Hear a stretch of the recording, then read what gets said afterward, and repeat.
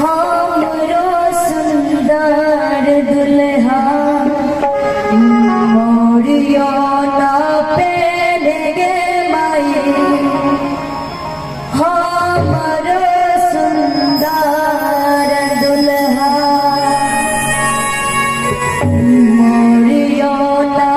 पहने गे माई हमरो सुंदर दुल्हा मोरिया ना पहने गे माई हमरो सुंदर दुल्हा मोरिया ना पहने गे माई हमरो सुंदर दुल्हा